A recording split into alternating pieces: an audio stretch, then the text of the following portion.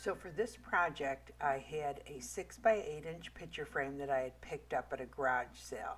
Now the back of this was a little bit different than most backings. It actually had a swing back. It didn't come right out. I was able to take the cardboard and the glass out, and I had to use a razor blade to cut the rest of the backing off. So then I took clear Elmer's glue and put it on the back of the frame around the perimeter where the glass would sit. And I just want to talk a minute about the clear Elmer's glue. Normally I use the regular Elmer's glue. This clear Elmer's glue is much runnier and takes a little bit more time to dry, so you really have to, it'll kind of drip out if you use too much of it, so you have to be careful.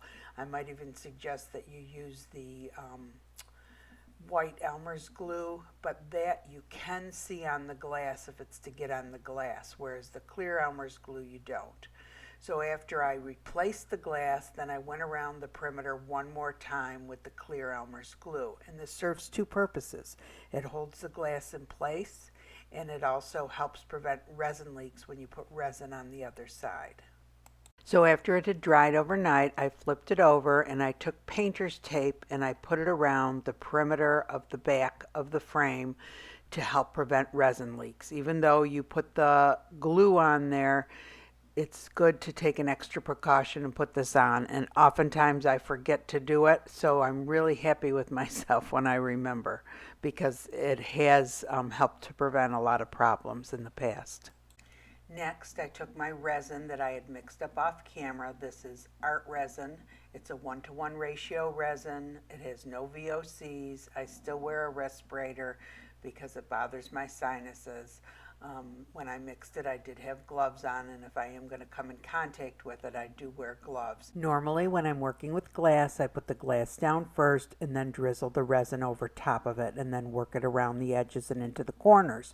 But I'm working with little teeny tiny bells, which probably are going to roll all over the place like beads would. So I thought it would be in my best interest if I went ahead and put the resin down first. And here I was just working it into the corners and along the sides to make sure everything was going to be level. And these are the little jingle bells I got up at Hobby Lobby. I thought they were so cute. They're Christmas, and they're in their Christmas craft section.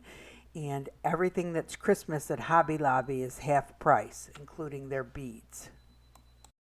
You'll also notice that I have a huge cup of resin. Well, I'm not just using it for this project. I have multiple projects I'm doing with this resin, including some experimentation. So what you see in the little cup is not what I use for this project. I'm just using a small amount. So here I'm showing you a little earring that I had picked up at a garage sale, and I'm cutting the backing off of it because I'm thinking about using this as the tree topper. I thought it would be real cute, but I really end up putting something else on it. So when you use brooches or earrings, you have to figure out how to get the piece off of the back of it so that it will sit flat on your project. And a lot of times I use these mini pliers that has a cutting tool on it. It's a little jewelry tool. Anyway, after I put the beads down, or the bells down on the project, I just kind of rearrange them so that they're in the shape of a Christmas tree.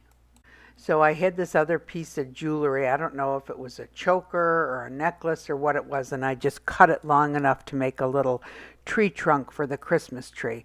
And I find using a toothpick works really well to move things around on the canvas so that you don't have to stick your hands in the resin again. And then I took a little more resin and just drizzled it over the top of the Christmas tree, because I did make 2 layers. If you just have 1 layer, the resin that's on the bottom is fine, but if you do put another layer on, you do have to drizzle a little bit more resin over top.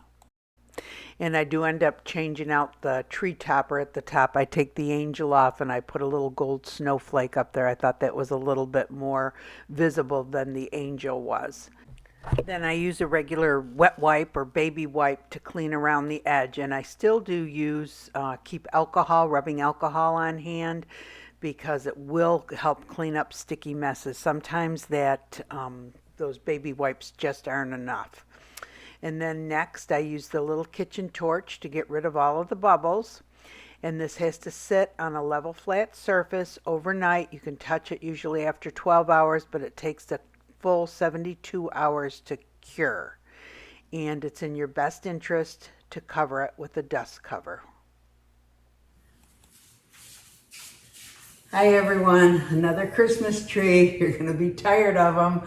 So this, I love those bells on there, and I think this would be cute if you could do, I'm going to put it up close, and they're, you know, metallic looking. So I think this would be cute if you had a bigger frame and bigger bells.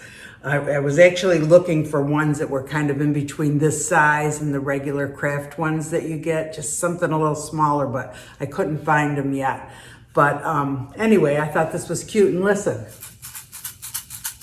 you can hear them.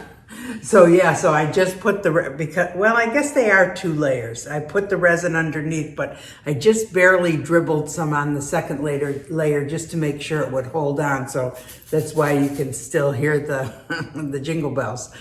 But anyway, it's just another way to do a Christmas tree, and so easy, so inexpensive.